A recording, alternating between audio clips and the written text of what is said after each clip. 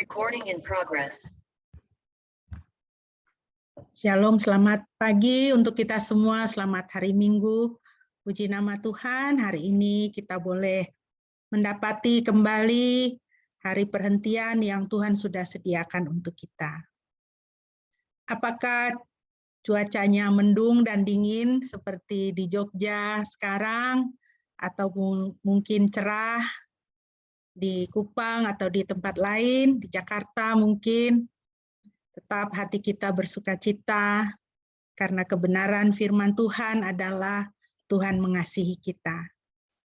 Mari saudara-saudara yang dikasihi Tuhan, kita mau memuji Tuhan pada pagi hari ini dengan hati gembira, dengan penuh sukacita, karena cinta kasih Tuhan yang boleh kita alami dalam kehidupan kita. Kita memuji Tuhan dari Nafiri Rohani nomor 21, kita nyanyikan ayat 1 dan ayat berikutnya. Kami puji dengan riang Dikau Tuhan yang besar.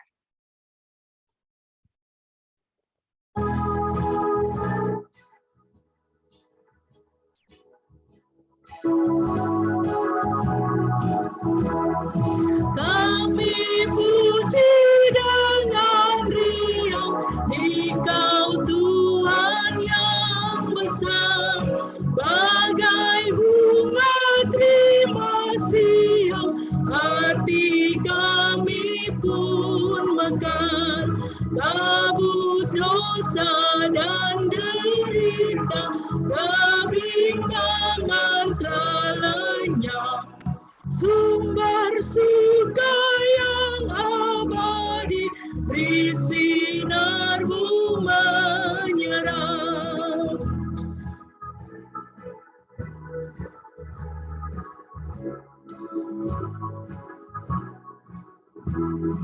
Kau memberi, Kau mengampuni, Kau limpahkan rahmat-Mu, sumber air hidup riang, lautan kasih dan restu, yang mau hidup dalam kasih, Kau jadikan milik-Mu, agar kami menyayangi, meneladan kasih-Mu.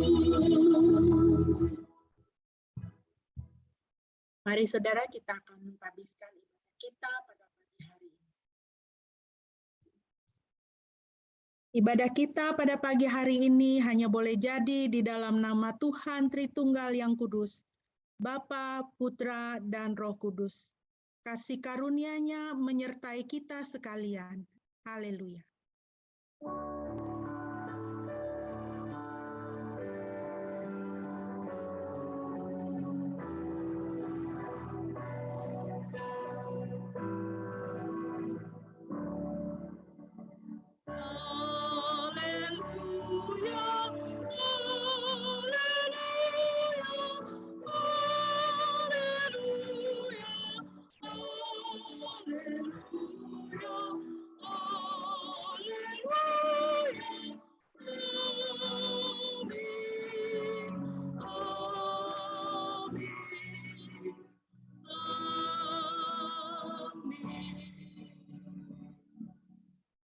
Firman Tuhan yang berada pada kita pada hari ini terambil dari Mazmur 27 ayat 13. Sesungguhnya aku percaya akan melihat kebaikan Tuhan di negeri orang-orang yang hidup.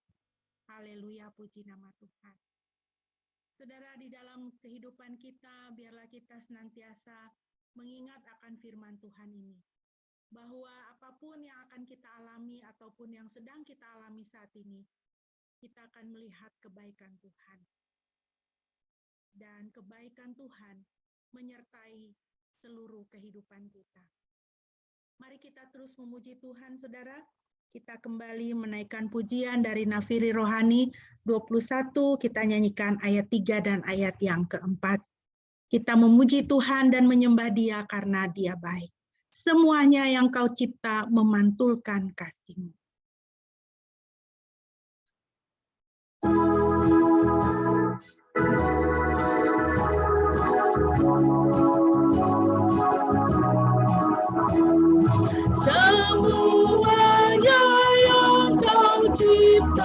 memantulkan kasih-Mu pada malaikat surya, naikkan puji bagi-Mu.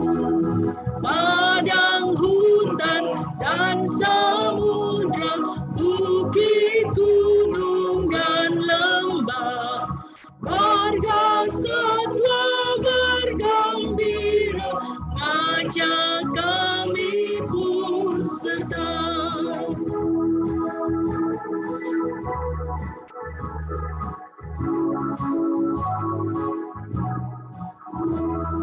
Mari kita pun memuji dengan suara menggegap, menyanyikan kuasa kasih yang teguh serta tetap.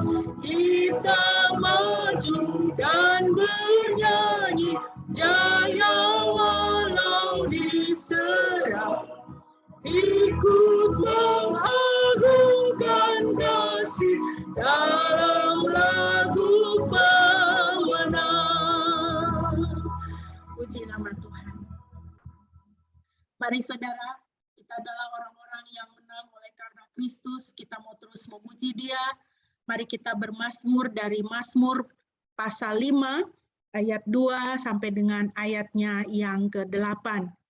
Mazmur pasal 5 ayat 2 sampai dengan ayat yang ke-8. Saya akan membacakan untuk kita, mari kita bersama-sama bermazmur bagi Tuhan. Dengarlah perkataanku, ya Yahweh, pedulikanlah keluh kesahku. Perhatikanlah suara seruanku, Raja dan Elohimku, sebab kepadamu aku berdoa. Ya Yahweh, pada waktu pagi Engkau mendengar suaraku. Aku menaikkan doaku kepadamu dan menanti-nantikanmu dengan penuh harap. Sebab Engkau bukanlah Elohim yang berkenan kepada kefasikan. Orang jahat tidak akan tinggal bersamamu. Orang yang congkak tidak akan bertahan di depan matamu. Engkau membenci semua orang yang melakukan kejahatan. Engkau akan membinasakan orang-orang yang berkata dusta. Yahweh membenci penumpah darah dan penipu. Tetapi bagiku, aku akan masuk ke dalam rumah-Mu yang berlimpah kasih setia-Mu, dan dengan hormat akan Engkau, ku menyembah ke arah bait-Mu yang kudus. Puji nama Tuhan. Saudara-saudara yang dikasihi Tuhan, mari kita bersama-sama dengan pemazmur.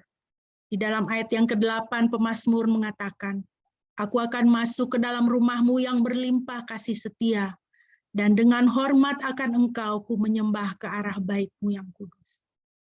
Biarlah di dalam seluruh kehidupan kita, kita menjadi penyembah-penyembah Tuhan, yang mengasihi Tuhan, yang menghormati Tuhan, yang mencintai Tuhan dengan segenap kehidupan kita. Kita mau merenungkan firman Tuhan, dan untuk mempersiapkan diri, mari kita kembali memuji Tuhan. Dengan pujian, kusiapkan hatiku Tuhan. Dengan pujian ini kita mau menyiapkan hati dan pikiran kita untuk mendengar dan merenungkan firman Tuhan bersama-sama. Kusiapkan hatiku Tuhan.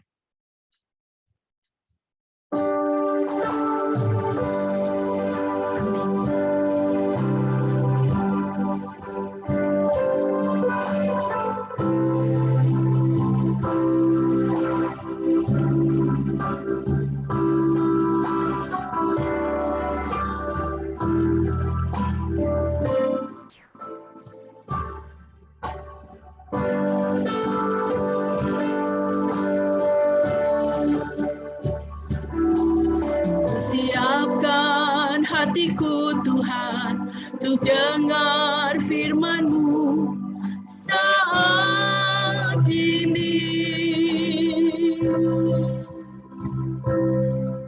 Ku sujud menyembah-Mu Tuhan, masuk hadirat-Mu saat ini. Curahkan Curahkan urapan-Mu Tuhan bagi jemaat-Mu saat ini. Ku siapkan hatiku Tuhan untuk dengar firman-Mu. Firman-Mu Tuhan, tiada berubah.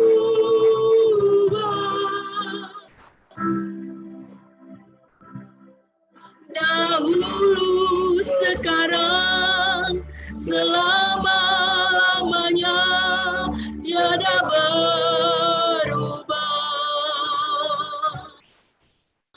Firman-Mu Tuhan, penolong hidupku.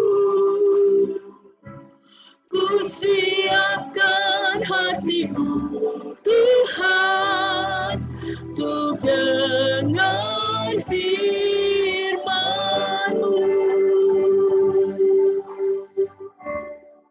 Saudara, kita tinggal di dalam dunia yang penuh dengan gonjang-ganjing. Kita tinggal di dalam dunia yang penuh dengan ketidakpastian.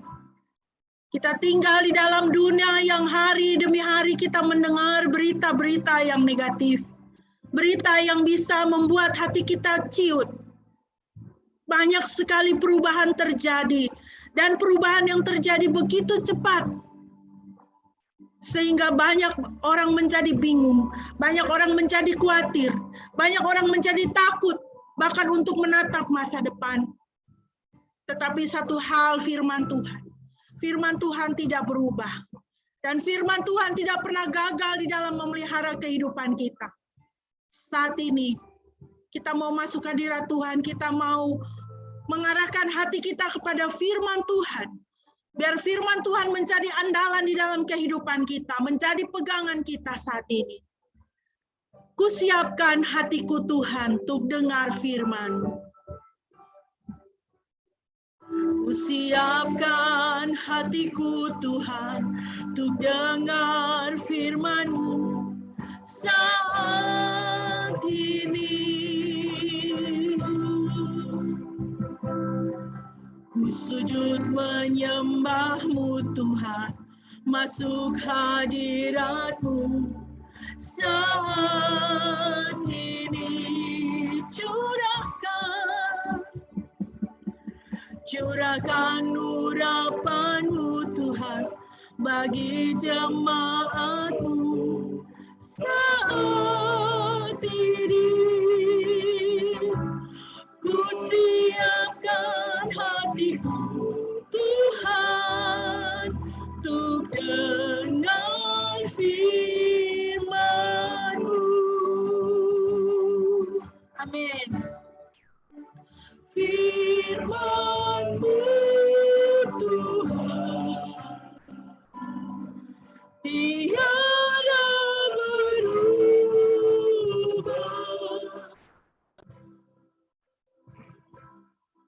Dahulu, sekarang, selama-lamanya, tiada berubah. Firman-Mu Tuhan, firman-Mu Tuhan, penolong hidupku. Hatiku telah siap Tuhan, hatiku telah siap Tuhan untuk dengar firman-Mu. Hatiku telah siap Tuhan, hatiku telah siap Tuhan untuk dengar firman-Mu.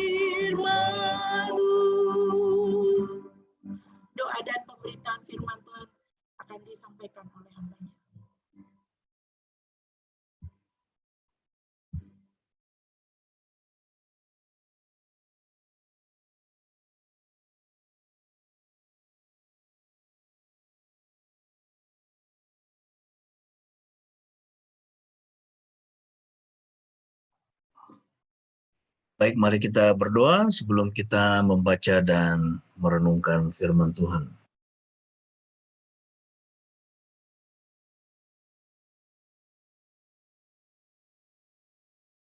Ya Tuhan, pagi ini kami datang dan membuka hati dan pikiran kami untuk mendengar firman-Mu. Kiranya firman Tuhan boleh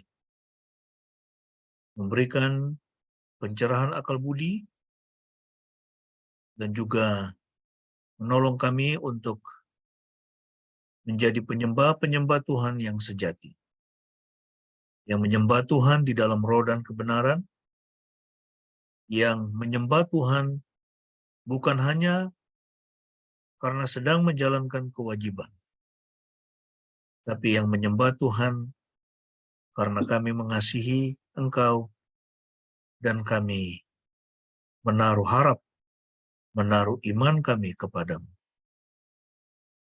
di mana hati kami senantiasa melekat dan tertuju kepadamu. Dan Engkaulah pribadi yang paling penting di dalam kehidupan kami, yang ingin kami ikuti di sepanjang hidup. Terima kasih Tuhan, kami membuka hati kami dan pikiran kami untuk kembali diisi dengan firman. Dalam nama Tuhan Yesus, kami menyerahkan waktu ini. Amin. Ya, shalom semua saudara yang dikasih oleh Tuhan. Pembacaan firman Tuhan pada pagi hari ini terambil dari Kejadian ya. Dari kitab Kejadian pasal yang keempat.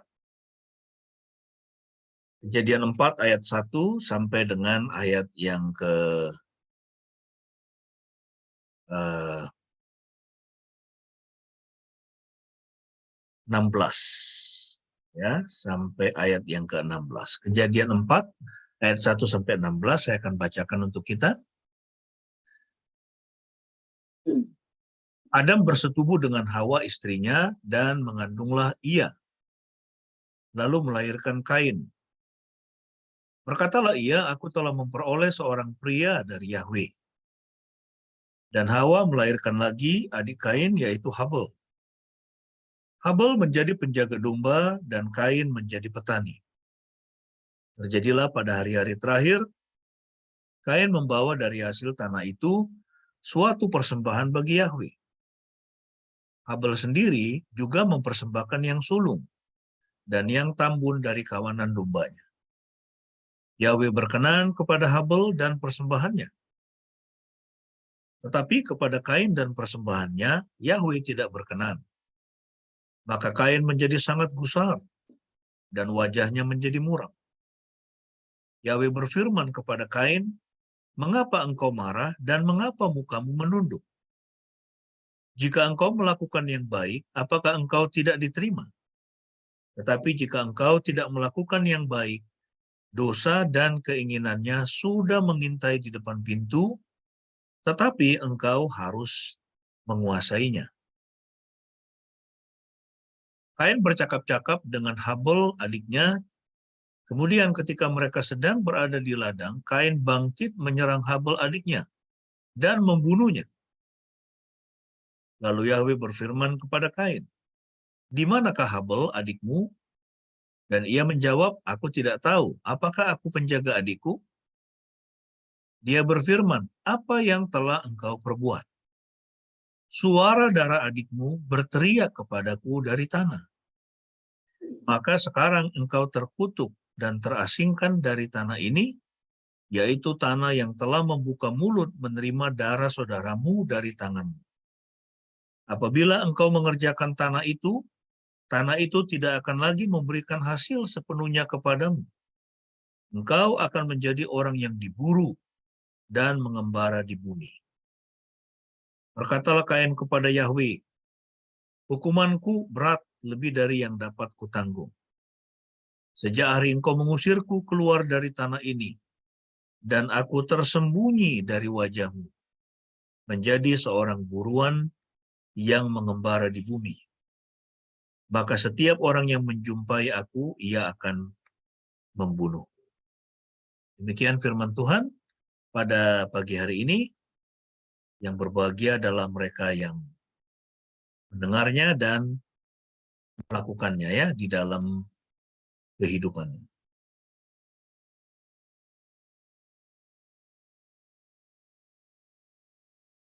Ya, pagi hari ini topik kita saya beri judul dua cara menyembah ya, dua cara menyembah.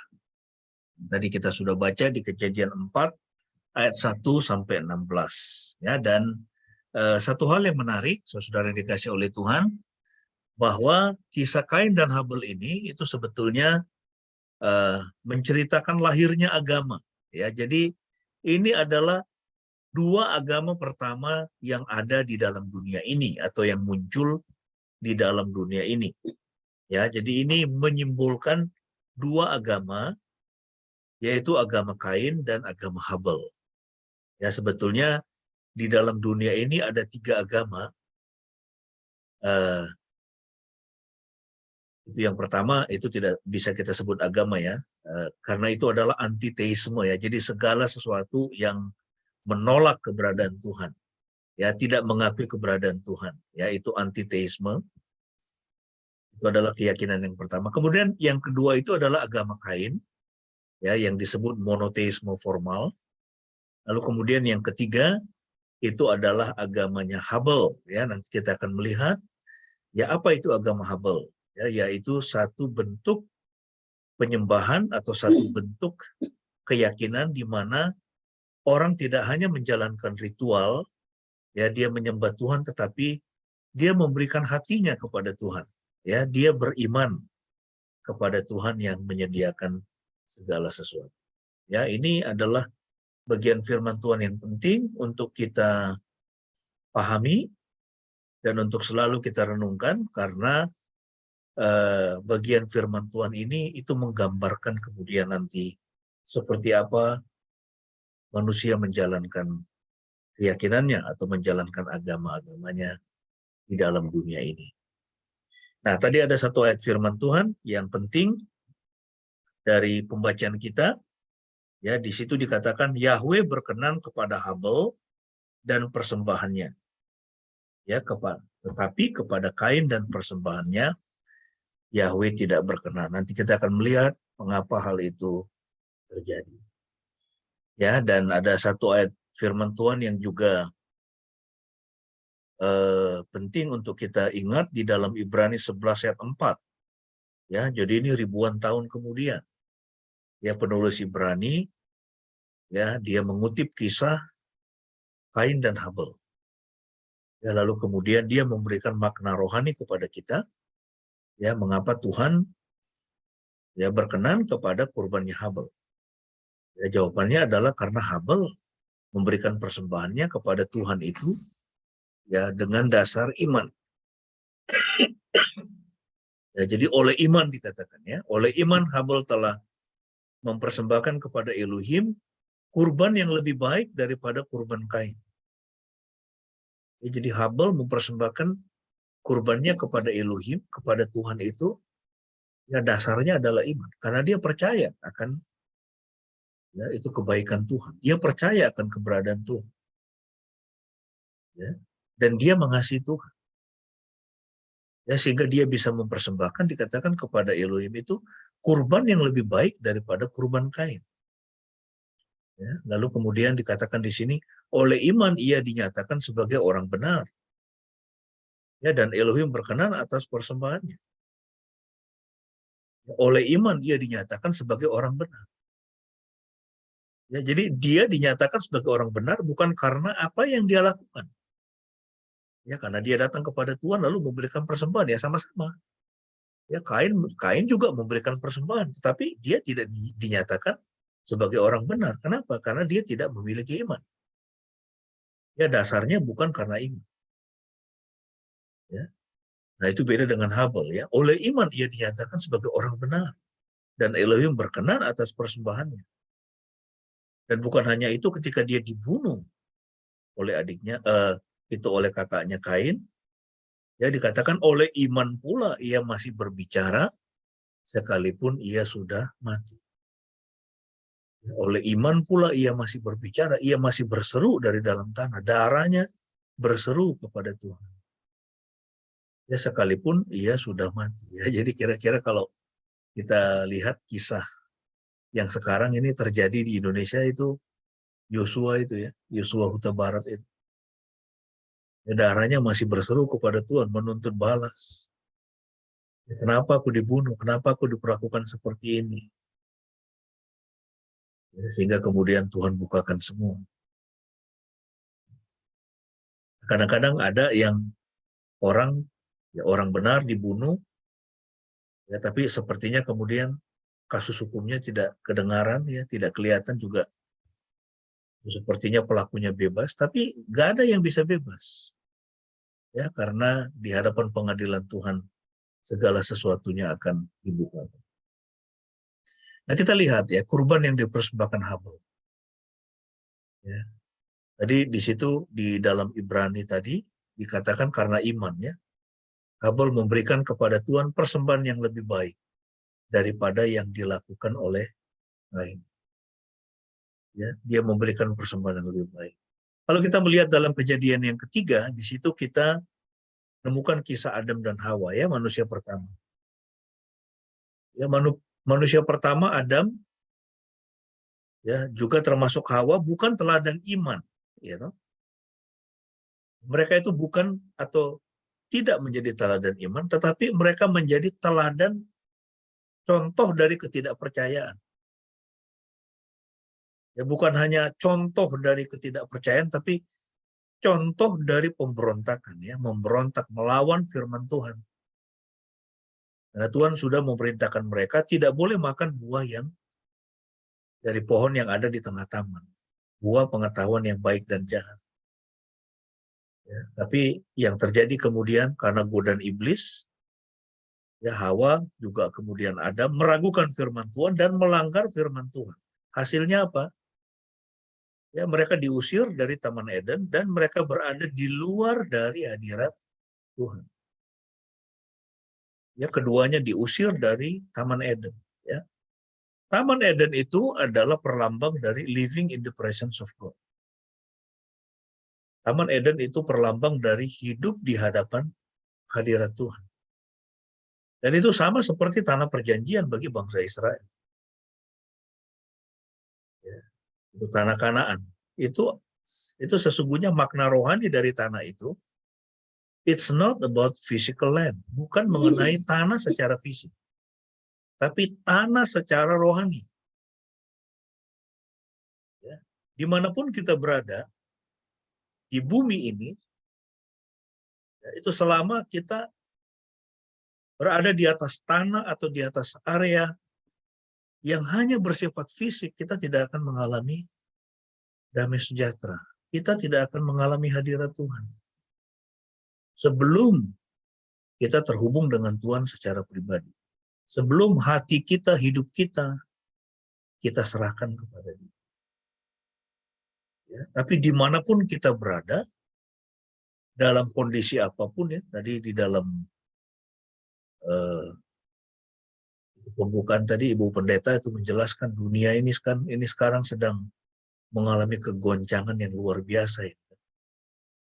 Tahun depan itu dikatakan akan ada resesi.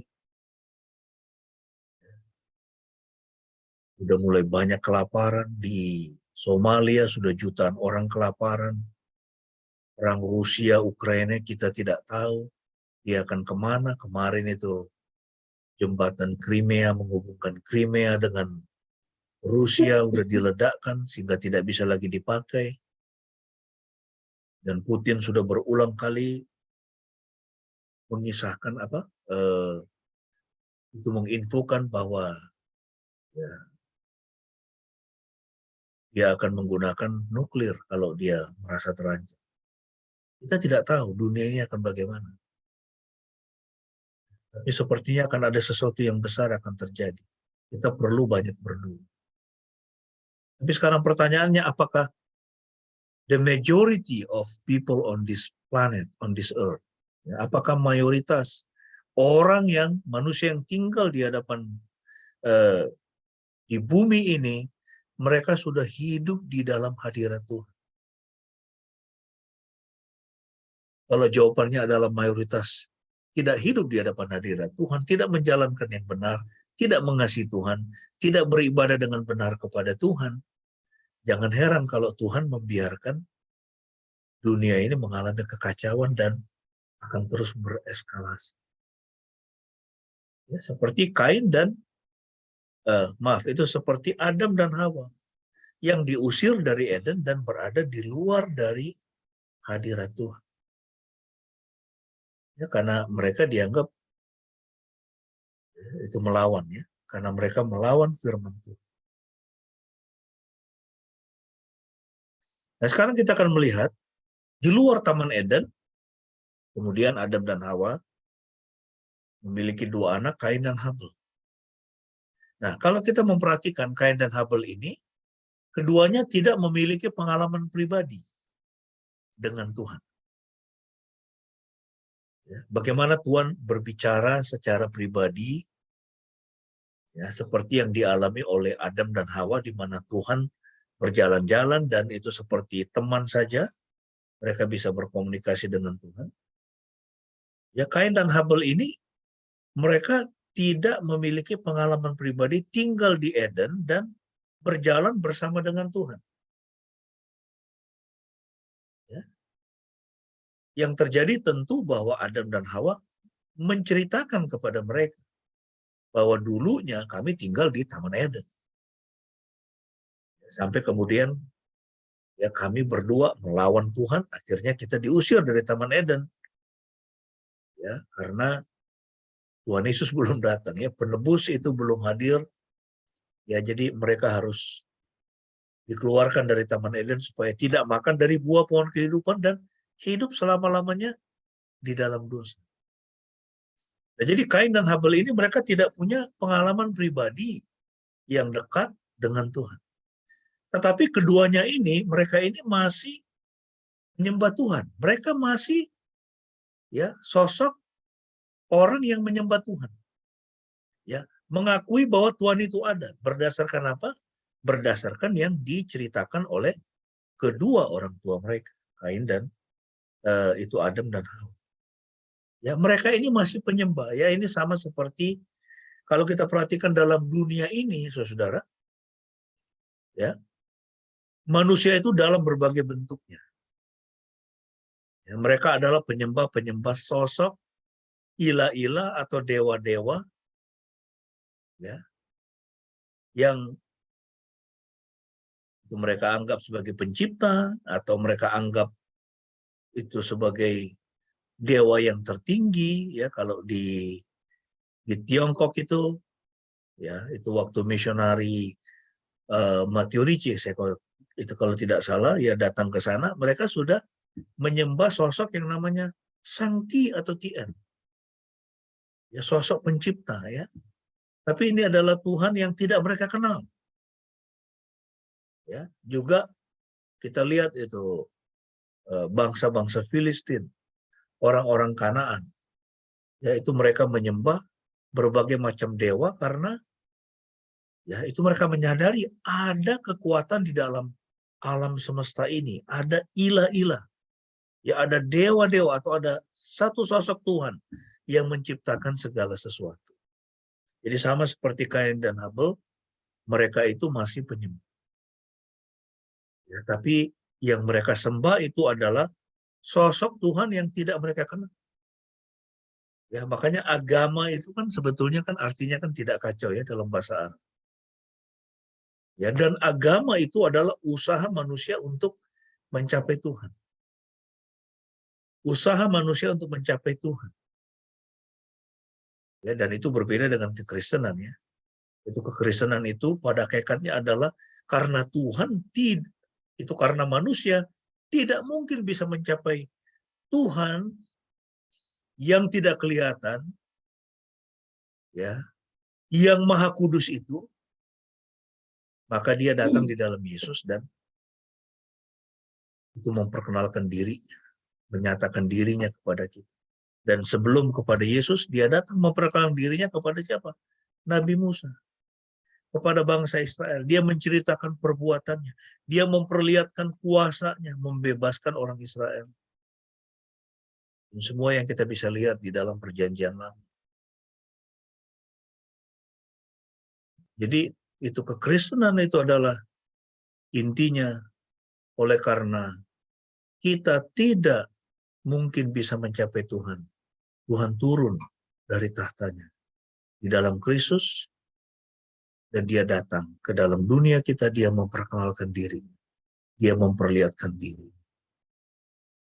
Bahwa dia adalah Tuhan Sang Penyelamat. Dan dia datang untuk mati di atas kayu salib. Ya, menyelamatkan kita. Ya, dan ini beda dengan yang tadi ya. Jadi antiteisme. Ini adalah orang-orang. Ini kalau kita lihat di Eropa sekarang. Ya, di Eropa itu makin banyak orang yang tidak percaya akan Tuhan. Ya, saya banyak berdiskusi. Ini saya kadang-kadang berdiskusi di YouTube dengan orang-orang yang menyebut dirinya ateis. Oh, nggak ada Tuhan. Ya, dan ini kita lihat ini bus. Ya, ini bus di Inggris. Ya, dan dengan berani loh mereka ini. Ya, mereka bikin spanduk seperti itu. Ya, bikin apa namanya itu? Ya, itu di bus itu mereka tempel dan mereka bayar itu. Ya, itu mereka bayar mahal itu. Di sini kalimatnya, there is probably no God. Barangkali tidak ada Tuhan. Now stop worrying and enjoy your life. Jadi sekarang berhentilah khawatir dan nikmati hidupmu. Karena kelihatannya nggak ada Tuhan. Itu sama seperti siapa itu yang ahli fisika itu. Ya, itu Stephen Hawking ya. Itu Stephen Hawking. Ya, ahli fisika yang dianggap jenius. Dia tidak percaya Tuhan itu ada. Ya, dia orang Inggris. Sekarang di mana-mana, saudara. Di Amerika, di Eropa, di banyak negara.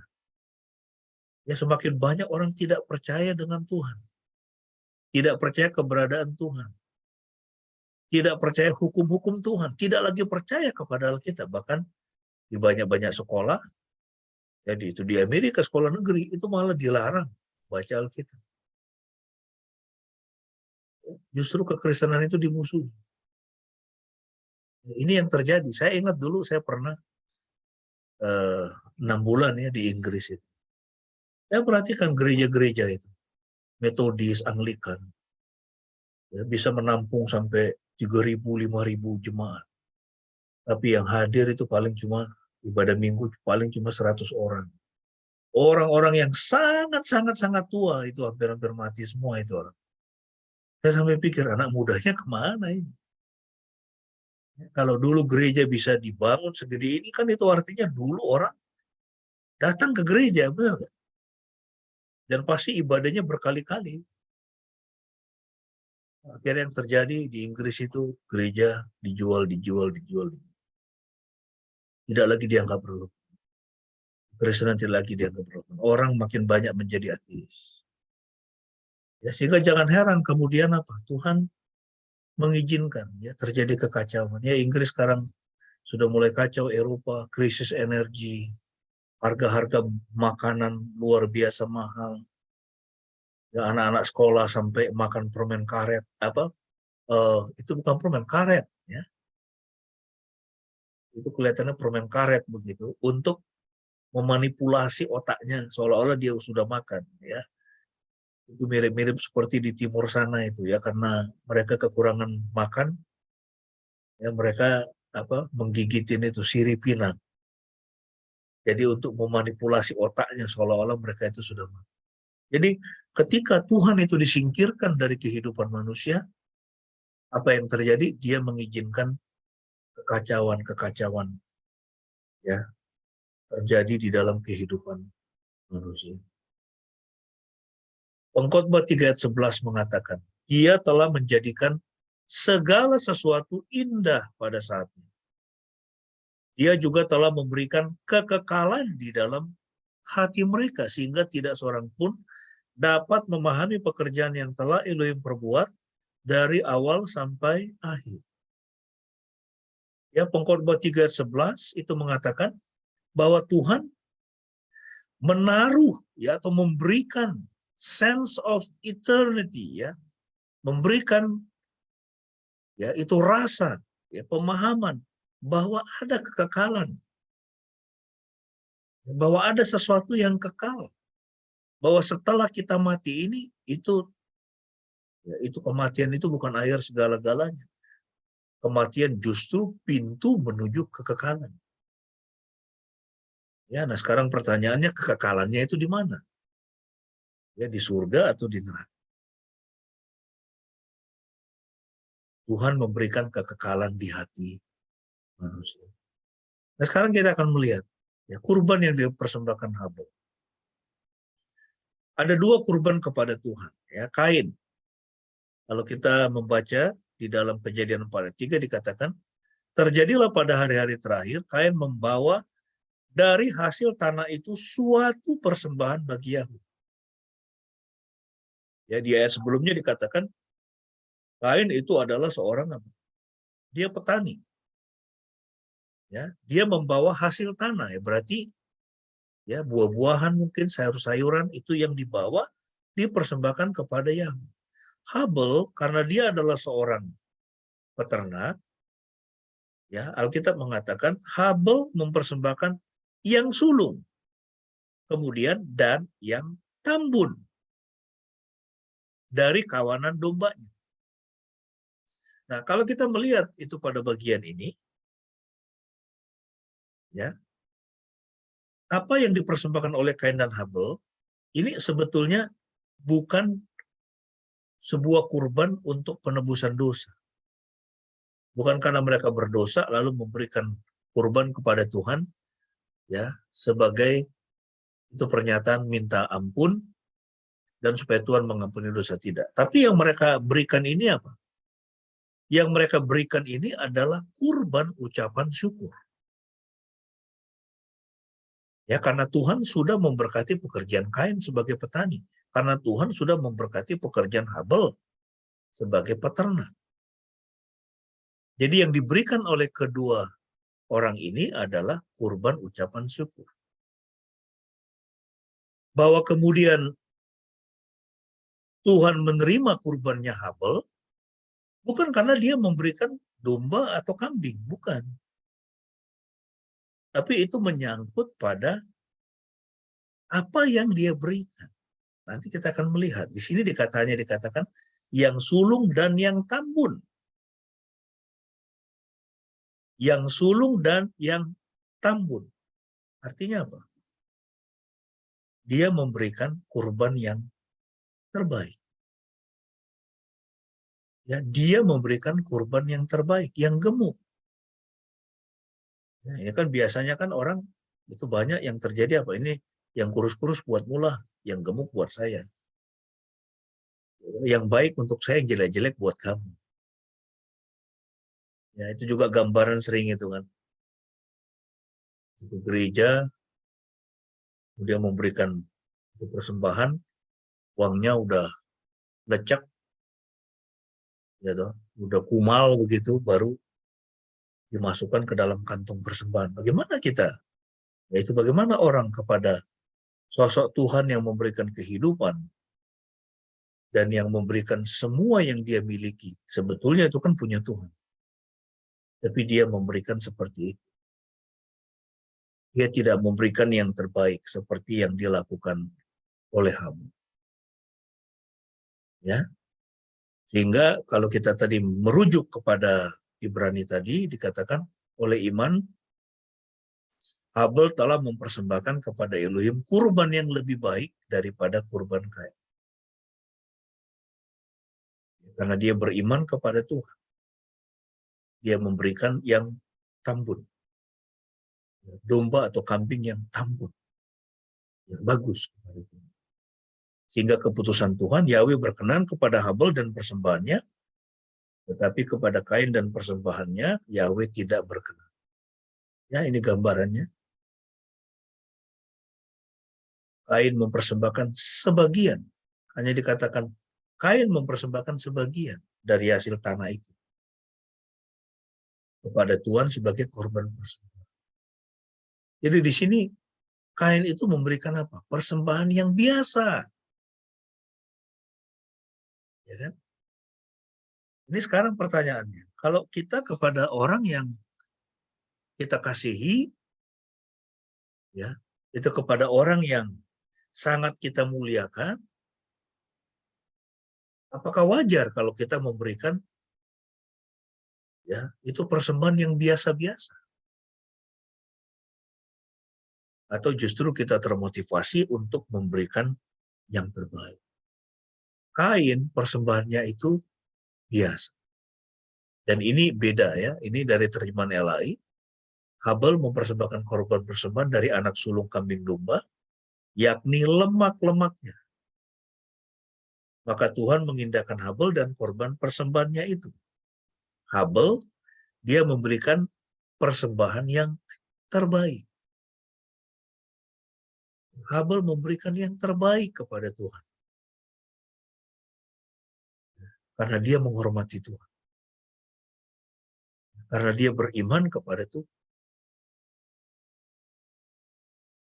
Nah, kemudian yang terjadi apa? Kain, karena persembahannya ditolak oleh Tuhan, lalu ada perasaan tertolak, ya dia merasa tertolak, lalu kemudian muncul kepahitan, dia pahit kepada Tuhan,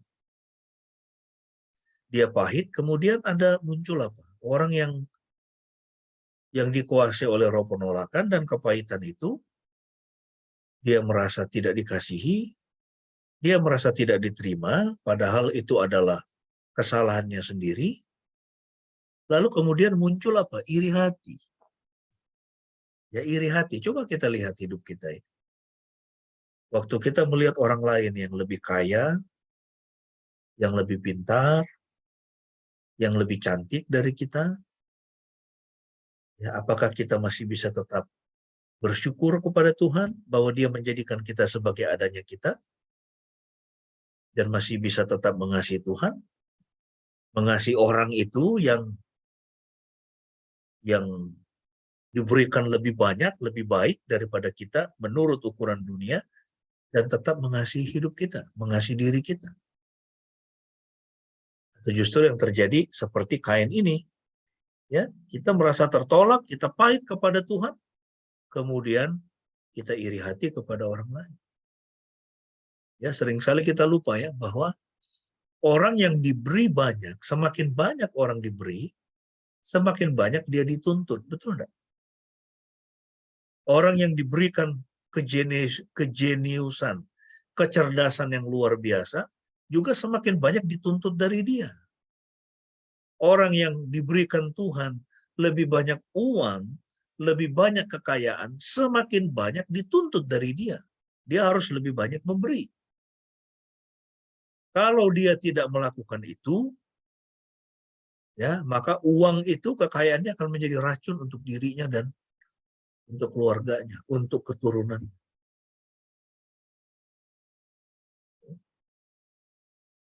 Itu hati-hati berdoa untuk jadi orang kaya. Karena semakin kita diberikan kekayaan, nanti Tuhan akan semakin hantarkan orang-orang untuk apa? Untuk datang kepada kita. Ya, untuk minta bantuan dari kita.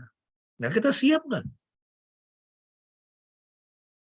Itu hati-hati, diberikan itu banyak kebijaksanaan dari Tuhan. Semakin kita diberikan banyak hikmat, kebijaksanaan dari Tuhan, maka nanti yang terjadi akan semakin banyak juga Tuhan kirim orang-orang untuk minta nasihat dari kita. Ya. Nah, kita bisa nggak menyediakan waktu, ya, itu memberikan waktu kita untuk memberikan nasihat kepada mereka. Kadang-kadang bisa sangat melelahkan. Saya belajar inner healing sama istri saya, pendeta, itu mengajarkan healing, ya, atau inner healing itu. Ya, kemudian yang terjadi apa? Orang datang minta konseling. Kadang-kadang bisa beberapa hari loh mengkonseling orang itu.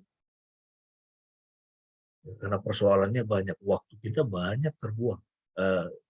Kita tidak katakan terbuang, waktu kita banyak terpakai. untuk memberikan itu perhatian lebih kepada orang-orang yang bermasalah di dalam kehidupan. Ini yang terjadi pada Kain. Dia merasa tertolak, dia pahit kepada Tuhan, kemudian muncul iri hati terhadap Habel,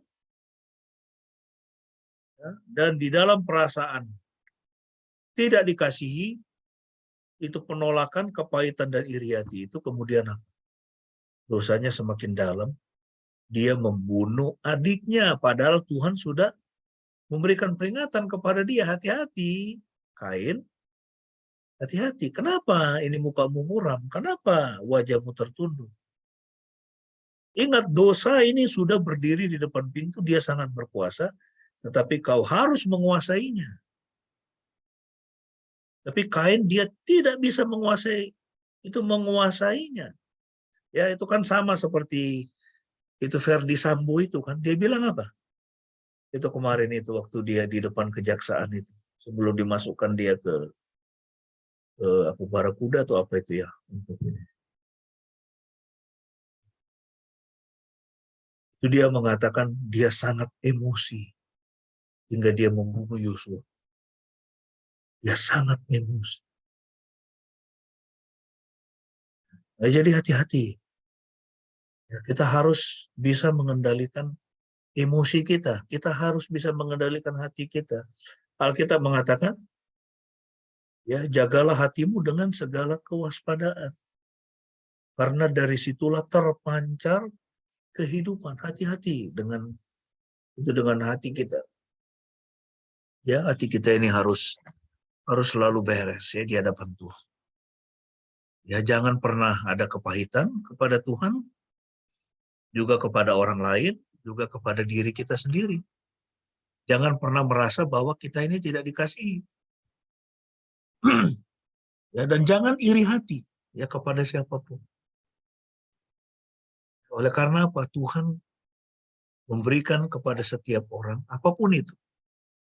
Apakah itu ilmu, hikmat, apakah itu ketampanan wajah, ya, itu penampilan, apakah itu uang, kekayaan, ya, itu sesuai dengan itu porsinya masing-masing.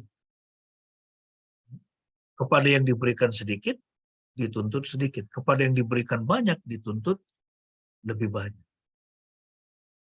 Ya, jadi kita tidak perlu ya iri hati kepada siapapun juga. Ya, ini seperti Kain. Dia kemudian membunuh adiknya sendiri loh, saudara. Ya, dia membunuh adiknya. Ya, ini itu di mana, di Lampung kalau saya tidak salah ya, baru-baru ini diberitakan. Ya, itu rebutan warisan. Ya, satu keluarga 5 orang dibunuh oleh saudaranya sendiri gara-gara rebutan warisan. Orang lupa bahwa ketika kita sudah mati, kita tidak lagi terhubung dengan apapun yang kita miliki. Entah uang kita, rumah kita, tanah kita, kambing kita, tidak lagi terkait. Ya, semua akan kita tinggal. Ya. Jadi pertanyaannya, mengapa orang bersusah-susah mencari kekayaan di dalam dunia ini? Itu Elon Musk, orang yang paling kaya di dunia, kekayaannya ribuan triliun. Usianya berapa sekarang? Ya, itu beberapa tahun lagi, atau mungkin dia sekarang usia berapa sih? Mungkin 50 kali ya, atau 55 kali, kira-kira begitu. 51. Berapa tahun dia bisa hidup? 70, 80? Kalau 90, saya pikir dia sudah tidak berpikir lagi dengan kekayaan. Kalau Tuhan izinkan dia hidup sampai usia segitu. Bayangkan itu dengan kekekalan. Usia kita yang sangat pendek. Mengapa kita sibuk mencari kekayaan di dalam dunia? Ya. Habel, karena iman dipuji sebagai orang benar, ketika Tuhan berbicara baik tentang persembahan. Dia dipuji sebagai orang benar. 2 alasan terkait untuk pujian Tuhan. Yang pertama, hadiah yang dia bawa.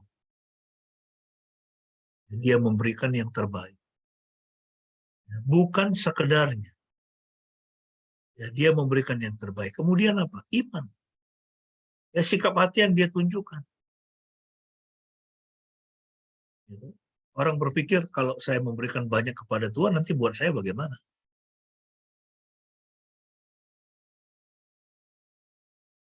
Kalau saya memberikan persembahan lebih banyak, lalu untuk saya bagaimana? Padahal Tuhan Yesus mengatakan semakin banyak diberi, semakin banyak. Maaf, itu semakin banyak memberi, semakin banyak diberi. Ya kan? Orang yang semakin banyak memberi, dia akan semakin banyak diberi. Dan mengapa Tuhan melakukan hal itu atau menggariskan hal itu? Ya karena dia mau kita belajar untuk beriman kepada. Kita harus beriman kepada Tuhan. Jadi karena iman, ya tadi kita membaca dalam Ibrani. Karena iman ia dipuji sebagai orang benar. Nah sekarang kita melihat dua alasan terkait untuk penghukuman Kain, hadiah yang dibawa. Dia memberikan sesuatu yang biasa. Ya. Tuhan memandang ini dari Josh Guthrie, ya, di dalam buku yang dia tulis, The NIV Application Commentary. Dia menulis, Tuhan memandang Habel dan persembahannya dengan penuh kasih, sedangkan dia menolak Kain dan persembahannya. Kain tidak melakukan apa yang benar. Ya, tadi kan kita membaca di Kejadian 4 ayat 7. Kalau engkau tidak melakukan yang benar, dosa sudah mengintip, ia sangat berkuasa. Hati-hati Kain. Tuhan sudah peringatkan dia. Tapi dia terus, ya, dia tidak melakukan apa yang benar, mengungkapkan bahwa dia sendiri tidak benar secara rohani. Kain tidak benar secara spiritual.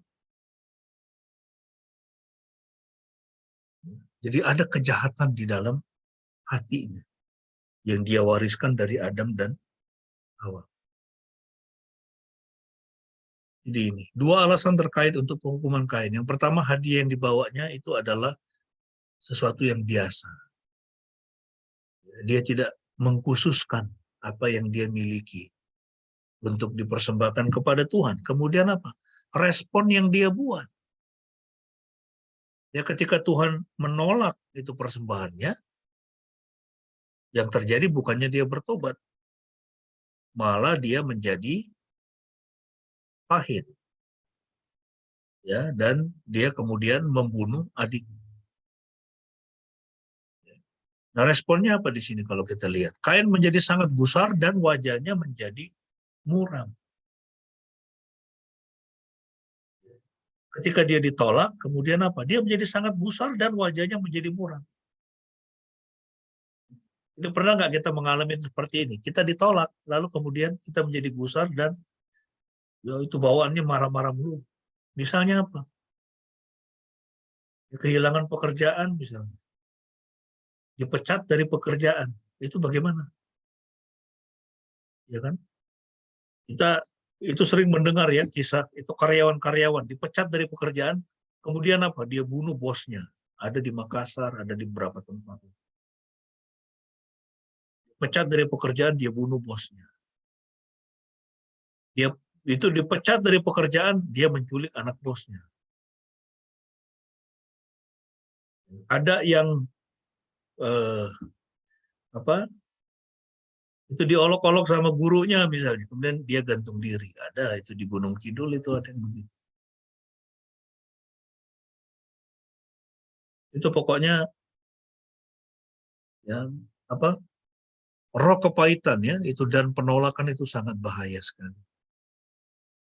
Ya, ketika Tuhan menolak persembahan Kain. Kenapa? Karena dia memberikan yang biasa dan dia tidak memberikan hatinya di situ. Dan sebetulnya Kain ini menggambarkan apa?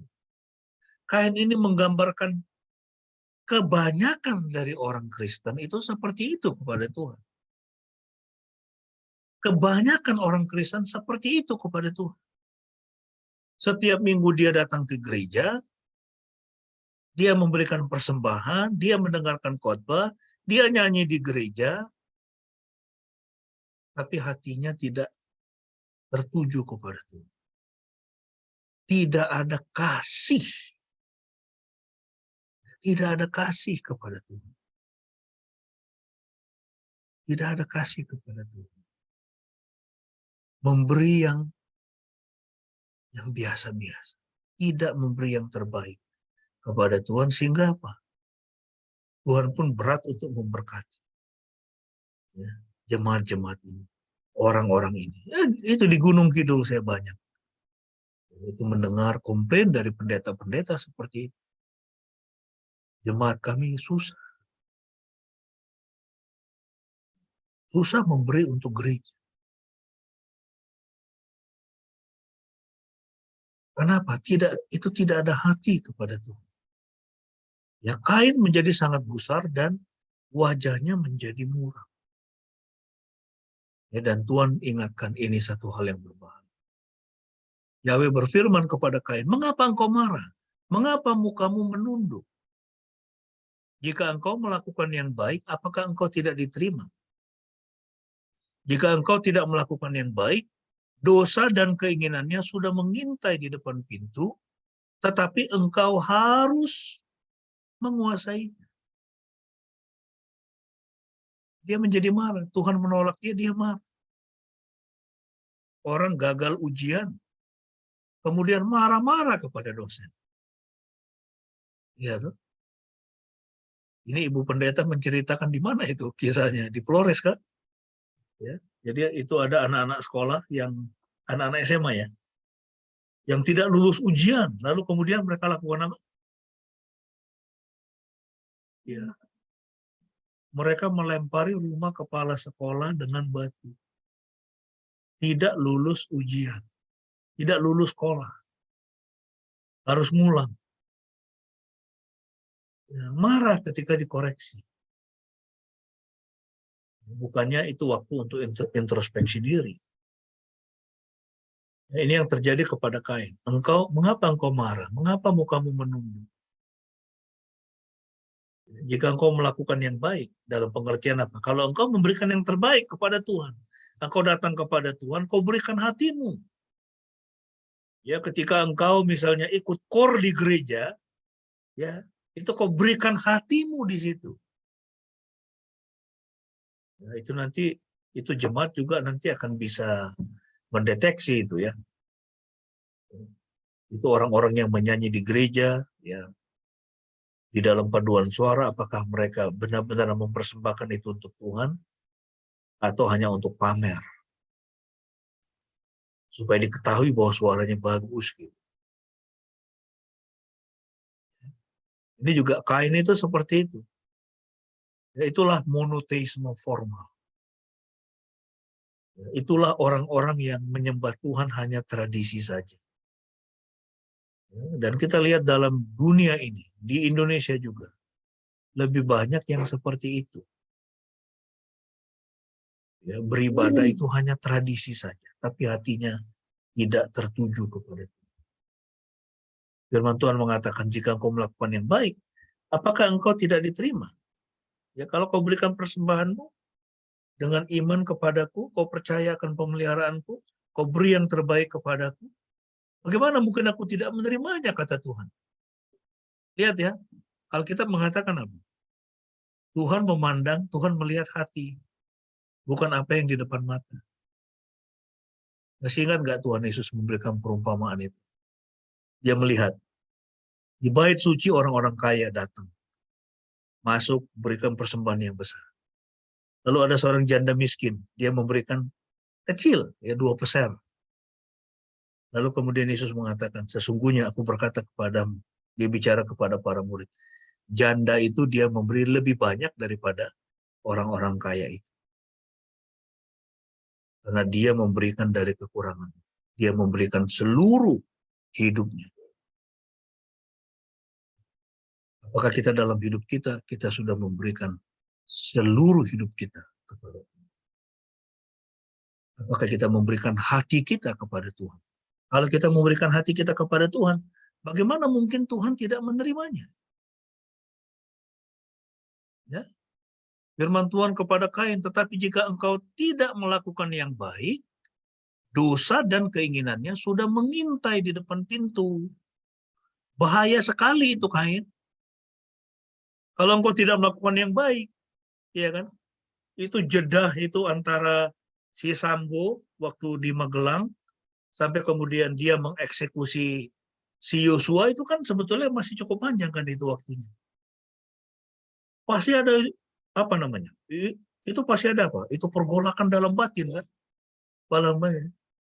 Ya, dosa dan keinginan sudah mengintai di depan pintu hatinya, di depan pintu pemikirannya, dan dia gagal untuk menguasainya. Dan lihat akibatnya. Lihat akibatnya. Suami istri loh itu. Bagaimana anak-anak? Ya kadang-kadang berpikir, ya, ini kalau saya sebagai orang tua mengalami seperti itu. Ya kan? Itu sebelumnya posisi begitu tinggi tiba-tiba terhempas. Dan jadi aib untuk itu anak-anak saya. Jadi kalau saya punya orang tua begitu, saya akan apa? Yang saya lakukan, saya akan berusaha untuk merubah identitas saya. Iya tuh. Biasanya tidak dikenal sebagai anak dari ini bapak ibu ini yang sudah melakukan seperti itu. Ngeri. Ya, dosa mengintai. Tapi Kain, kau harus menguasainya, dan Kain gagal. Ya, dia gagal, dia menyerah. Dia membunuh Habel. Kemudian dia menjadi terkutuk. Tuhan mengatakan, terkutuklah engkau menjadi orang yang terkutuk. Kain dia begitu stres karena apa? Tuhan mengatakan kau jadi orang yang diburu. Kau akan menjadi orang yang diburu oleh seluruh orang di bumi pada waktu itu. Hingga kemudian dia minta anugerah Tuhan. Tuhan kasih tanda supaya siapapun bertemu Kain tidak membunuh. Inilah yang sangat berat, saudara. Kain diasingkan dari hadirat Tuhan. Ya, dan ini berbahaya sekali kalau kita dalam hidup kita kemudian Tuhan tidak lagi peduli. Hadirat Tuhan tidak lagi hadir di dalam hidup kita. Kita mau apa? Ya, dalam hidup saya dua hal yang paling saya takutkan adalah yang pertama, Tuhan tidak lagi mau memakai saya. Dan yang kedua, saya tidak lagi berada di dalam rancangannya. Saya keluar dari hadirat. Itu bahaya. Sekarang coba ya, dalam konteks Rusia, ya, perang Rusia Ukraina. Ya, ini Anda ada ini nggak baca nggak itu? Itu nonton nggak berita itu? Dalam konteks perang Rusia Ukraina, apa yang terjadi? Ya, pemimpin gereja Ortodoks Rusia mengatakan apa? Pemimpin gereja Ortodoks Rusia mengatakan itu tentara-tentara yang pergi berperang, entah dia mati atau tidak, ya berperang di Ukraina, dosanya diampuni. Itu kita tahu kan, itu ada keyakinan yang mengajarkan seperti itu kan. Kalau kau membunuh orang lain, dosamu diampuni. Dan itu dilakukan oleh pimpinan gereja, pimpinan tertinggi gereja di Rusia. Mengerikan, saudara. Itu orang Kristen. Ortodoks. Itulah yang disebut monoteisme formal. Kalau Anda pergi misalnya ke Israel atau ke Mesir, Anda akan bertemu dengan gereja-gereja ortodoks.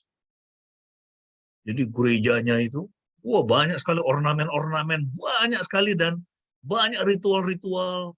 Kemudian dengan apa? Dupa, itu dan sebagainya. Kemudian imam mengenakan pakaian yang begitu, wah, seolah-olah itu menyimpulkan menyimpulkan ya itu sebagai simbol bahwa dia ini adalah ya, hamba Tuhan, orang yang kudus. Tapi lihat betapa jauhnya gereja Ortodoks Rusia sudah keluar dari garis yang ditentukan oleh Yesus. Yesus mengatakan apa? Berkatilah musuhmu. Ampunilah mereka yang menganiaya kamu. Lah ini boro-boro mengampuni mereka yang menganiaya. Yang mereka lakukan apa? Mereka menganiaya. Mereka menjadi penganiaya saudaranya. Itulah agama Kain. Itulah agama Kain. Ya kan? Itu gambaran itu gereja di apa? Di beberapa wilayah di Indonesia kan. Gereja yang lebih besar, lebih senior, kemudian ada gereja yang lebih kecil masuk, kemudian gereja yang lebih senior itu menganiaya. Ya, itu terjadi di banyak wilayah kan, di Sumatera Utara, di Kupang. Ya, saya tahu itu terjadi, di Manado itu terjadi. Ya, itulah monoteisme. Orang beribadah kepada Tuhan, tapi mereka tidak pernah mengasihi. Mereka beribadah kepada Tuhan, tapi dia tidak mengasihi Tuhan. Ya, itu yang terjadi kepada Kain. Hingga kemudian dia diasingkan. Ya, dia diasingkan, dia dibuang dari hadirat Tuhan. Nah, sekarang poin yang terakhir, yang ketiga. Pesan yang masih disuarakan hamba. Jadi di dalam Ibrani yang kita baca, dikatakan oleh iman pula ia masih berbicara, sekalipun ia sudah mati. Oleh iman pula ia masih berbicara, sekalipun ia sudah. Sekarang pertanyaannya, bagaimana agar penyembahan kita diterima Tuhan? Ya, kuncinya adalah kita harus jaga sikap hati. Bagaimana sikap hati kita? Ya, kurban yang dipersembahkan oleh Habel itu adalah kurban yang terbaik. Dia memberi yang terbaik. Kenapa? Karena dia beriman. Karena dia mengasihi Tuhan. Ya, dia memberi yang terbaik, yang tambun, hingga Tuhan berkenan kepada persembahan. Ya, mari kita memberi yang terbaik kepada Tuhan. Ya, kalau kita Tuhan anugerahkan dengan anak-anak yang pintar, ya, yang paling pintar itu justru yang dipersembahkan kepada Tuhan. Jadi hamba Tuhan, jangan yang apa? Gagal UMPTN, ya kan? Waktu di SD, SMP, SMA itu angka-angkanya banyak yang merah, ya toh. Yang IQ-nya kurang, kemudian orang tuanya bilang, udahlah nak, kau masuk sekolah teologi saja. Yang apa namanya terjerat dengan narkoba, berapa banyak loh. Itu saudara saya dari Sumatera sana itu, ya, itu bawa anak mereka yang terjerat narkoba dan minta tolong saya, ini tolonglah dimasukkan di sekolah teologi. Saya bilang kalian ini, saya bilang, kalian pikir itu sekolah teologi itu adalah panti rehabilitasi? Yang udah rusak seperti ini kalian persembahkan kepada Tuhan. Ya. Yang gagal si Penmaru, gagal UMPTN, itu yang kau serahkan kepada Tuhan. Udahlah nak, kau masuk sekolah teologi aja. Yang pintar-pintar masuk ITB, masuk UI, masuk UGM. Tidak memberi yang terbaik. Mari kita belajar memberi yang terbaik. Yang terbaik dari waktu kita berikan kepada Tuhan. Ya, buat Om Effendi dalam masa tua, yang terbaik dari Om Effendi sekarang itu apa? Waktunya kan? Waktunya. Jadi bagaimana cara mempersembahkan waktunya kepada Tuhan? Ambillah waktu berdoa. Masih bisa berdoa kan? Ya, nggak mesti bersuara, bisa dalam hati. Tidak mesti dengan suara yang jelas. Ambil waktunya berdoa. Berdoalah untuk Tuhan, ini supaya Rusia, Ukraina berdamai. Tuhan, supaya hamba-hamba Tuhan semua Engkau jaga. Ya, bisa nanti minta tolong Eli. Ya, tinggal cek di Google saja pokok doa gereja, apapun. Ada yang sakit doain. Anggota keluarga yang belum diselamatkan tiap hari doa itu.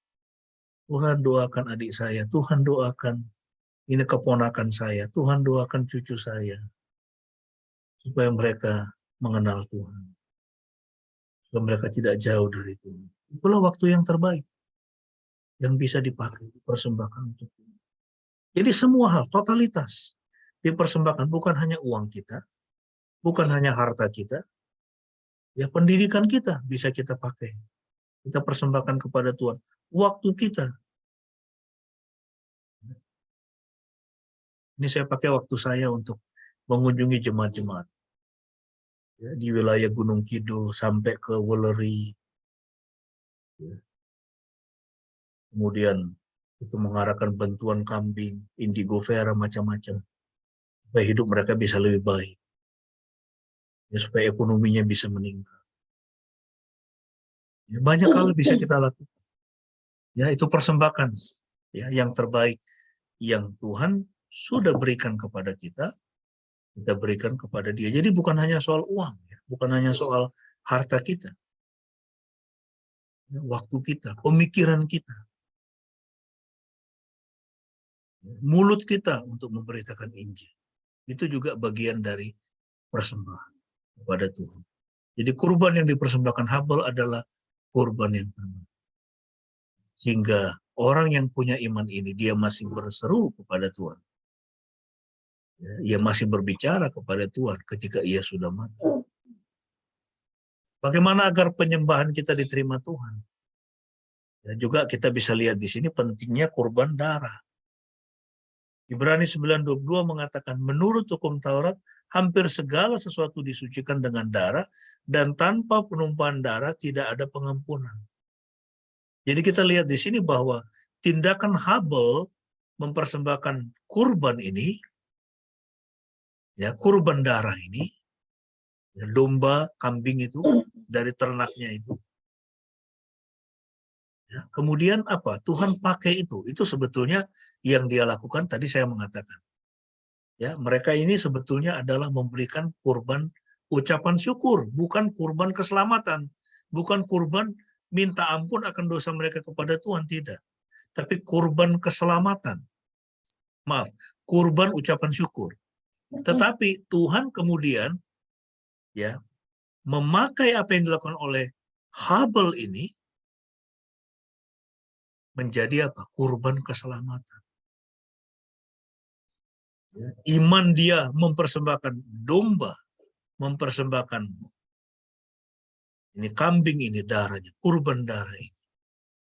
Kemudian di waktu yang ada di depan Tuhan pakai itu untuk untuk pengampunan. Ya sehingga di dalam Ibrani 9:22 juga di dalam seluruh sejarah orang Israel, tiap kali mereka berdosa, mereka kemudian menumpahkan darah untuk pengampunan dosa mereka. Menurut hukum Taurat, hampir segala sesuatu disucikan dengan darah. Dan tanpa penumpahan darah tidak ada pengampunan. Jadi iman Habel ini Tuhan pakai di waktu ke depan untuk pengampunan dosa, dan sesungguhnya ini berbicara tentang Kristus. Ya. Bagaimana agar penyembahan kita diterima Tuhan? Berikan segenap kehidupan kepada Tuhan. Dan itulah yang dilakukan oleh Yesus di atas kayu salib. Dan ini adalah gambaran apa yang Tuhan lakukan. Ini Habel ini sebetulnya perlambang siapa? Dia perlambang dari Yesus. Habel beri yang terbaik itu kepada Tuhan. Yesus memberi yang terbaik kepada kita, hidupnya diberikan supaya kita bisa diselamatkan.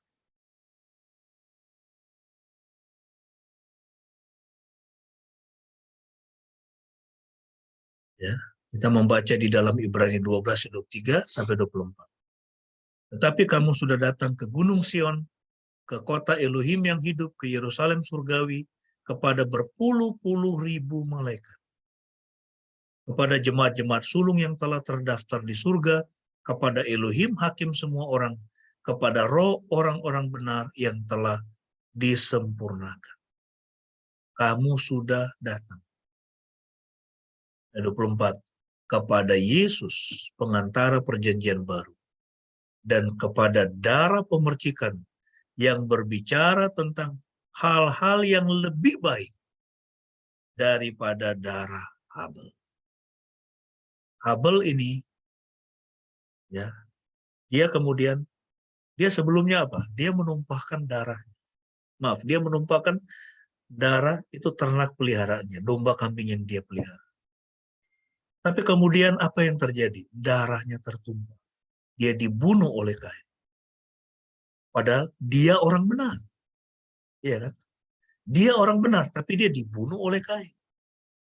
Dan itu gambaran siapa? Itu gambaran Yesus Kristus. Yesus tanpa dosa, dia tidak berdosa. Tapi dia dibunuh oleh orang berdosa. Tapi di dalam agenda Tuhan, itu sesungguhnya berbicara tentang apa? Retribusi, penggantian. Berbicara tentang apa? Redemption, penebusan. Melalui darah Kristus, kita semua diampuni. Ya, itulah yang dikatakan di sini. Kepada Yesus, pengantara perjanjian baru. Dan kepada darah pemercikan yang berbicara tentang hal-hal yang lebih baik daripada darah Habel. Ya, darah Habel, dia tidak bisa mengampuni dosa. Tapi darah Habel berseru kepada Tuhan, meminta keadilan. Tapi Tuhan pakai apa yang dia alami untuk memperlihatkan kepada kita apa yang akan datang kemudian. Beberapa ribu tahun kemudian Yesus datang. Dia menumpahkan darahnya untuk mengampuni dosa kita. Jadi darah Habel itu adalah pengganti, retribusi. Kemudian itu melambangkan darah Yesus yang menebus segala dosa-dosa kita. Efesus 1 ayat 7-8. Di dalam Kristus dan melalui darahnya kita beroleh penebusan, yaitu penghapusan atas segala dosa sesuai dengan kekayaan anugerah Elohim yang telah Dia limpahkan kepada kita dalam segala hikmat dan kebijaksanaan. Dan sebagai kesimpulan ada dua hal untuk kita renungkan. Yang pertama, melalui Kejadian pasal 4 ini, kita diingatkan bahwa Kain itu, dia adalah pendiri monoteisme formal. Apakah dia percaya kepada Tuhan? Ya. Apakah dia menyembah Tuhan? Ya. Dia percaya kepada Tuhan, dia menyembah Tuhan, tapi itu hanya formalitas saja. Itulah agamanya Kain. Hanya formalitas. Dia menyembah Tuhan, dia beribadah kepada Tuhan. Tetapi ini adalah tipikal orang yang menyembah Tuhan tanpa benar-benar mengasihi. Dan itu yang Tuhan Yesus katakan.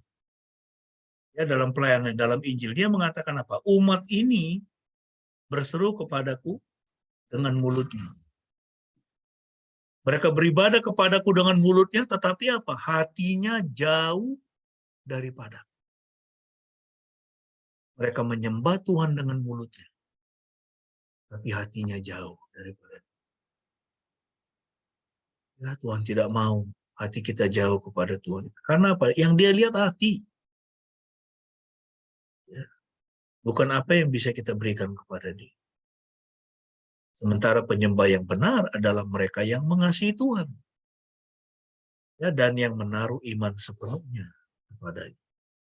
Itulah agama Ham. Ini bukan monoteisme formal.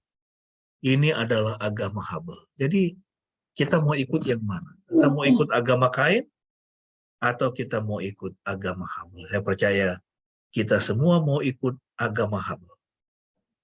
Menjadi penyembah-penyembah yang benar, menyembah Tuhan di dalam roh dan kebenaran, tapi juga menyembah Tuhan karena kita mengasihi Dia dan kita menaruh iman. Kita percaya bahwa Tuhan itu baik, Dia akan memberkati kita sampai kita bertemu dengan Tuhan muka depan. Kiranya firman ini memberkati kita semua. Mari kita tunduk kepala dan kita berdoa sambil kita menaikkan doa syafaat. Mari kita berdoa. Tuhan, kami diingatkan pada pagi ini betapa pentingnya memiliki sikap hati yang benar. Betapa pentingnya kami menjadi penyembah-penyembah yang benar. Jauhkan kami dari sikap hati seperti Kain, yang tidak memberi yang terbaik, yang tidak sungguh-sungguh percaya dan mengasihi Engkau, yang beribadah hanya secara formalitas saja. Jadikan kami Tuhan seperti Habel, yang datang kepadamu, menyembahmu, karena kami mengasihi. Karena Engkau penting dalam hidup kami. Karena tidak ada yang lebih baik daripadaku. Bahwa Engkau lebih penting daripada pekerjaan kami. Engkau lebih penting daripada keluarga kami. Engkau lebih penting daripada apapun yang kami miliki dalam dunia. Biarlah hati dan pikiran kami senantiasa tertuju kepadamu. Memberkati semua jemaat-Mu dengan kesehatan, dengan berkat, makanan minuman yang cukup, dengan pekerjaan yang baik. Engkau kiranya memberkati semua anak-anak kami dalam studi mereka, agar studi mereka berhasil. Dan Tuhan memberkati semua jemaat-Mu dengan kesehatan yang baik. Tuhan, kiranya Engkau memberkati bangsa kami dan mencukupkan apapun yang dibutuhkan, baik oleh pemerintah maupun masyarakat. Jangan biarkan bangsa kami mengalami kekacauan, mengalami chaos seperti yang saat ini sedang mulai melanda banyak bangsa di dunia. Kami berdoa untuk jutaan orang di Somalia yang saat ini sedang mengalami kelaparan. Kami mendengar kabar-kabar tahun depan akan lebih banyak lagi negara yang akan mengalami kelaparan dan kekacauan. Oh Tuhan, kiranya Engkau berbelas kasihan kepada mereka yang saat ini lapar dan membukakan tingkap-tingkap langit dan memberikan mereka makan. Ajar kami juga untuk memperhatikan orang-orang di sekitar kami yang juga sedang mengalami kekurangan, supaya kami ingat untuk memperhatikan mereka. Kami berdoa Tuhan untuk perdamaian dunia, apa yang sedang terjadi, baik di Rusia dan Ukraina, di Iran, juga di antara Palestina dan Israel. Kiranya damai-Mu Tuhan boleh turun atas mereka. Firman-Mu berkata, hati raja ada di dalam tangan Tuhan.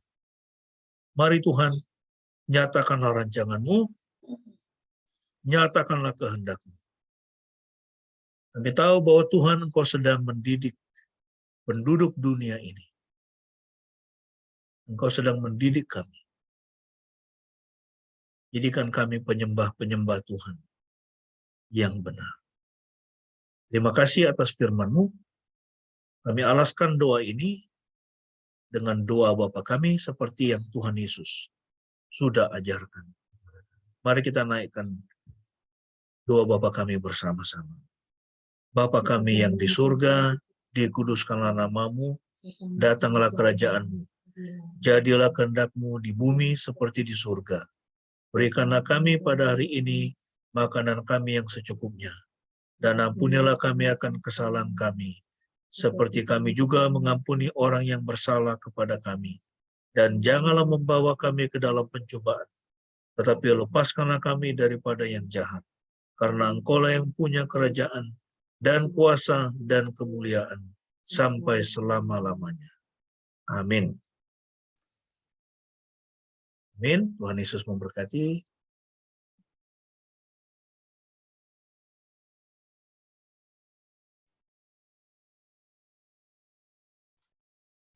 Bapak Ibu, mari bersama-sama kita akan mengucapkan pengakuan iman kita di hadapan Tuhan dan sesama marilah kita berkata demikian.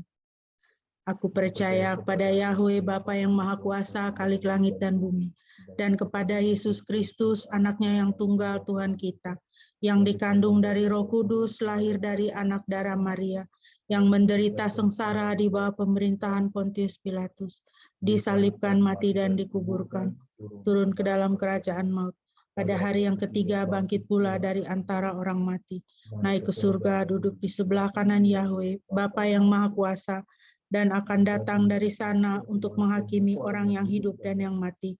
Aku percaya kepada Roh Kudus, gereja yang kudus dan am, persekutuan orang kudus, pengampunan dosa, kebangkitan orang mati, dan hidup yang kekal. Amin.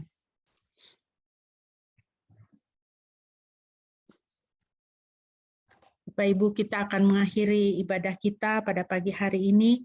Mari kita menaikkan satu pujian sebagai penutup dan sebagai doa dan keyakinan kita kepada kasih sayang dan pemeliharaan Tuhan memasuki hari-hari yang ada di depan kita. Kekuatan serta penghiburan diberikan Tuhan padaku.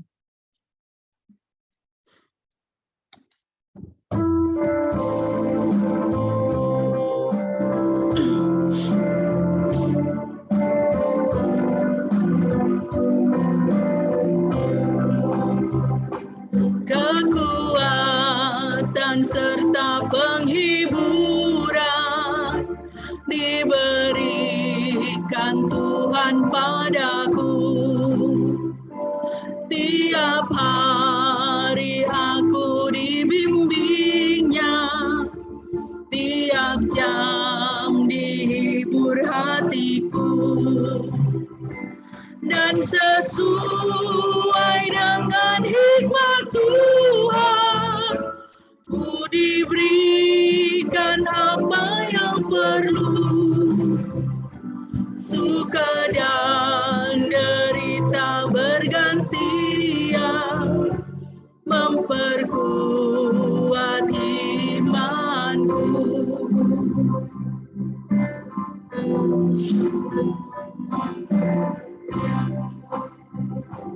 Tiap hari Tuhan besertaku, diberi rahmat-Nya tiap jam, diangkat-Nya bila aku jatuh, dihalau-Nya musuhku kejam. Yang namanya Raja Maha Kuasa, Bapa yang kekal dan abadi, mengimbangi duka dengan suka, dan menghibur yang sedih.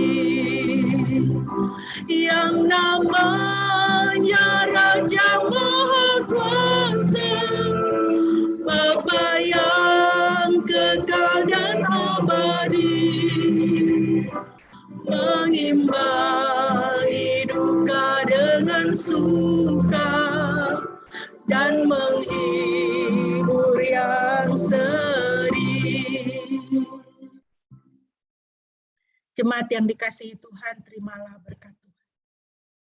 Dan Ia, Tuhan damai sejahtera, kiranya mengaruniakan damai sejahtera-Nya terus-menerus dalam segala hal kepada kamu.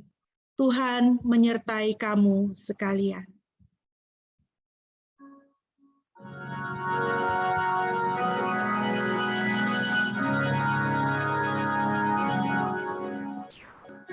Pujilah Halik semesta, sumber segala kurnia, surga dan bumi puji terus Sang Bapa, Putra, Roh Kudus.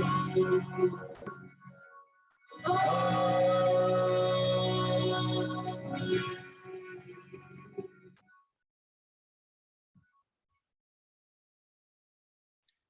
Saat teduh bagi kita.